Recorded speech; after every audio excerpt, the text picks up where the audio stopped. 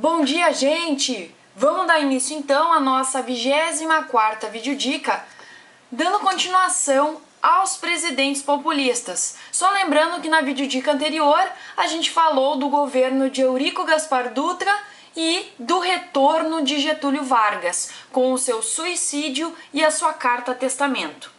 Após a morte de Vargas, tivemos os governos de Café Filho, Carlos Luz e Nereu Ramos. Mas a gente vai destacar o presidente que veio depois desses três. Claro, começando por Juscelino Kubitschek, depois Jânio Quadros e João Goulart. Vamos lá então. O JK teve seu governo entre os anos de 1956 a 1961. E ele vai comprar um porta-aviões Minas Gerais, que vai ser o primeiro e único porta-aviões daquela época no Brasil. Além de nomear militares para cargos importantes. O que JK queria era acalmar os ânimos, ter uma estabilidade política e econômica. A grande obra de JK foi o Plano de Metas, que queria desenvolver a energia, transporte, indústria, educação e alimentação. Sua campanha política era desenvolver o Brasil 50 anos em 5 através do nacional-desenvolvimentismo. Mas o que era esse nacional-desenvolvimentismo? Era industrializar imediatamente o país, não importando se a indústria fosse nacional ou estrangeira. Esse era, gente, o nacionalismo de JK, desenvolver o Brasil, não importando como. Ele permite, então, a entrada de capital estrangeiro e, durante seu governo, inúmeras multinacionais vão se instalar aqui, ocorrendo o que a gente vai chamar de desnacionalização da economia. Mas como é que se deu esse aumento da industrialização?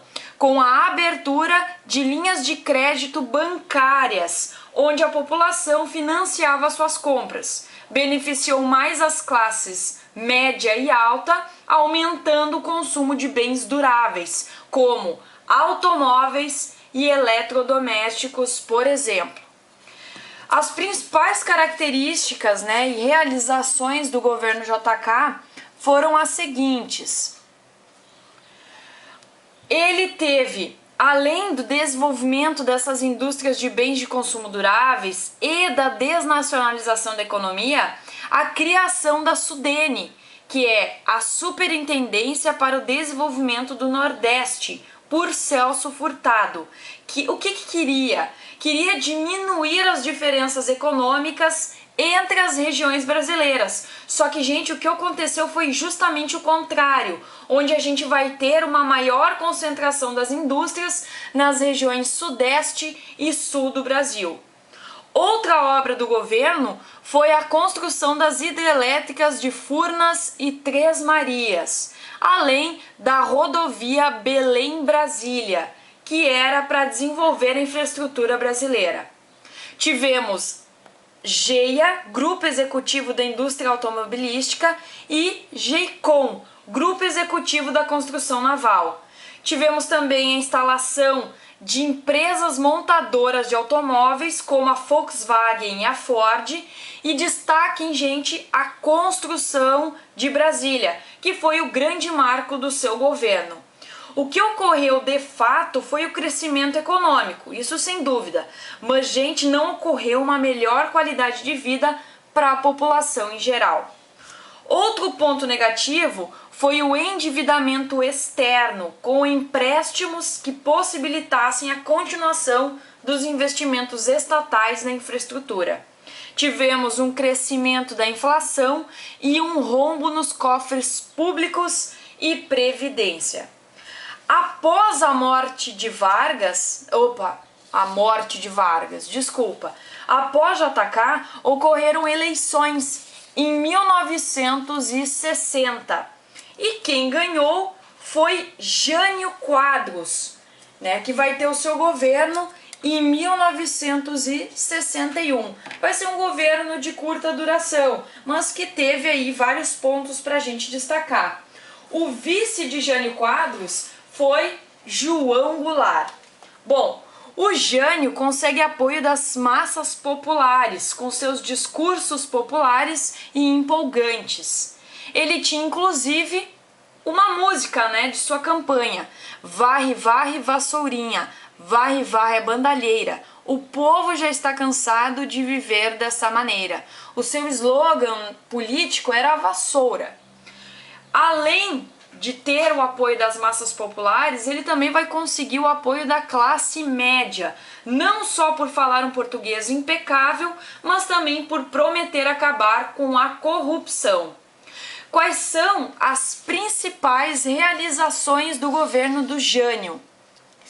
Ele teve uma austeridade na economia, com o fim do subsídio ao petróleo e ao trigo, congelamento dos salários, desvalorização da moeda e o corte de subsídios federais para estados e municípios. Só que essas medidas foram impopulares. Ele rompe com a UDN, motivo que fez com que Carlos Lacerda virasse o seu inimigo número 1, e ele governava através de bilhetinhos. Só para ter uma ideia, foram mais de 2.000 bilhetes entregues aos seus assessores e ministros. Ele vai proibir brigas de galo, uso de lança-perfumes, corridas de cavalo e o uso de biquíni nas praias brasileiras. Daí sim, gente? Com essas medidas, a sua popularidade decaiu. O maior erro, digamos assim, do Jânio Quadros foi quando ele se aproxima dos governos socialistas. Ele condena a política dos Estados Unidos contra Cuba e condecora Che Guevara com a Ordem Cruzeiro do Sul. Enquanto o seu vice João Goulart vai para a China a negócios, aqui no Brasil se formava um grupo para tirar o Jânio do poder. Em 1961, o Jânio renuncia, dizendo que forças terríveis estavam se armando contra ele.